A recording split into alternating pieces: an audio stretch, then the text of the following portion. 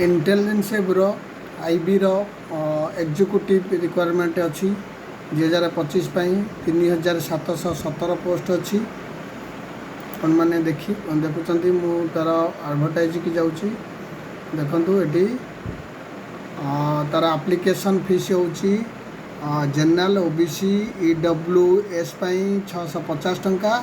SC ST अच्छी 550 all females 550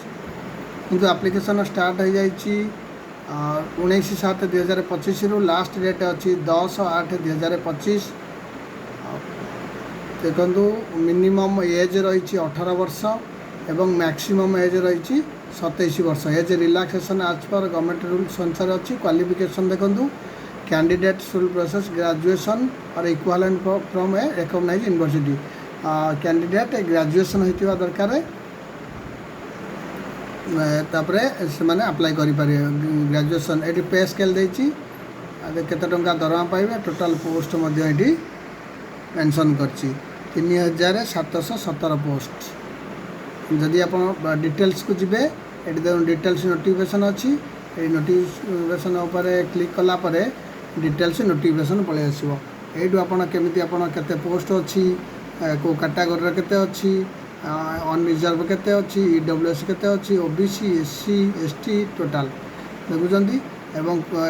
age limit criteria कौन कहाँ केते रिलैक्स अच्छी यू टोटाल एडवर्टाइज रु आपण पाइबे और ए सब जिन रिटन एग्जामिनेशन कौन हम ये करेन्ट अफेयर अच्छी जनरल स्टडीज अच्छी न्यूमेरिकल एप्टीट्यूड अच्छी रीजनिंग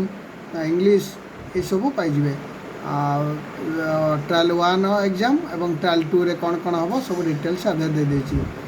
क्यों ठारे एग्जाम हम तार सब ये लोकेशन देछि को जगह सब एग्जाम हम वर्तमान आम देखा ये एग्जाम कौन कौन अच्छी ये डिटेल्स सब दे देछि देखंतु कोडी कोडी सब एग्जाम अच्छी ओडिशार देखंतु ओडिशार ये अच्छी बालेश्वर ब्रह्मपुर भुवनेश्वर कटक ढेंकानाल राउरकेला संबलपुर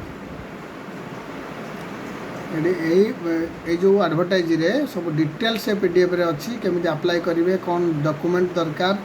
ये सब जिनस देछि आपण माने भल भाव पढ़ी एप्लिकेशन कर दियंतु। धन्यवाद।